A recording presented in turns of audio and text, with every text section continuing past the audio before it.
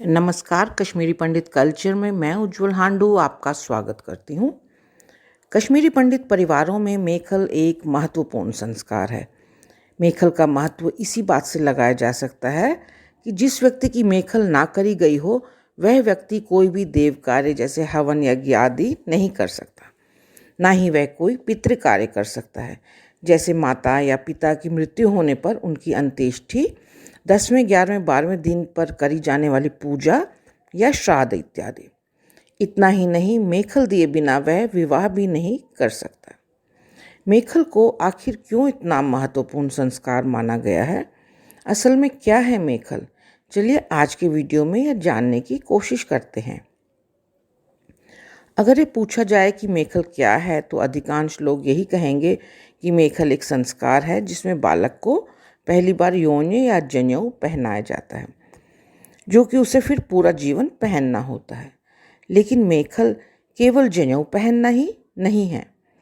कश्मीर में जिसे हम मेखल कहते हैं उसे भारत के अन्य भागों में उपनयन संस्कार कहते हैं। उपनयन का शाब्दिक अर्थ है समीप ले जाना, यानी बालक को शिक्षा प्राप्ति के लिए गुरु के समीप ले जाना। प्राचीन हिंदू समाज में 4 वर्ष की आयु में बालक का विद्या आरंभ संस्कार किया जाता था, जिसमें माता पिता उसे घर पर ही अक्षर ज्ञान कराते थे। 8 वर्ष की आयु के बाद जब वह समझदार हो जाता था तब उसे विधिवत गुरु से शिक्षा प्राप्त करने के लिए गुरुकुल में भेजा जाता था, जैसे आजकल हम अपने बच्चों को स्कूल भेजते हैं। प्राचीन समय में आज की तरह के स्कूल तो नहीं थे, इसीलिए गुरुकुल में रहकर ही बालक शिक्षा लेते थे। जब गुरुजी किसी बालक को अपने शिष्य के रूप में लेना स्वीकार कर लेते थे तो सबसे पहले गुरुकुल में उसका उपनयन संस्कार किया जाता था। बालक का मुंडन कर सिर के मध्य में शिखा रखी जाती, स्नान कर उसे कौपीन यानी कि लंगोट पहनाया जाता और मेखला पहनाई जाती। गेरुए रंग के वस्त्र और यज्ञोपवीत पहनाया जाता। एक डंडा और भिक्षा पात्र भी दिया जाता और उस समय भी वह अपने परिजनों से भिक्षा मांगकर अपने गुरु को देता था। इसके अलावा जब तक वह गुरुकुल में रहता वह एक ब्रह्मचारी बनकर ही रहता, यानी कि उसे ब्रह्मचर्य व्रत का पालन करना होता। गेरुए वस्त्र, शिखा और जनेऊ सभी छात्रों के लिए यूनिफॉर्म हो जाती, जिससे छात्रों में आपस में किसी प्रकार का भेदभाव नहीं रहता। उन्हें सुख सुविधाओं से दूर भी रखा जाता ताकि वो छात्र अपना मन केवल शिक्षा में लगाते।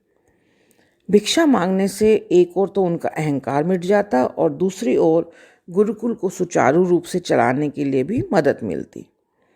अधिकतर गुरुकुल जंगलों में होते थे, जहाँ पर जंगली जानवर भी घूमते रहते थे, तो उनसे रक्षा के लिए छात्र अपने पास एक डंडा हमेशा रखते थे।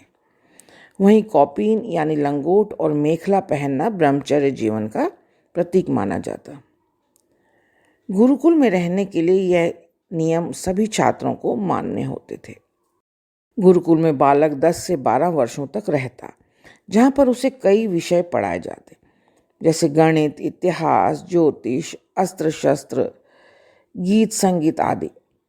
उसके उपरांत वह वेद, पुराणों, दर्शन आदि की भी शिक्षा लेता और एक सर्वगुण संपन्न व्यक्ति बन जाता था। इसे उसका दूसरा जन्म माना जाता।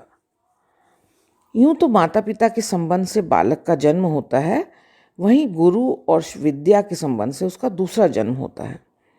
प्राचीन समय में भी अशिक्षित व्यक्ति को पशु के समान माना जाता था।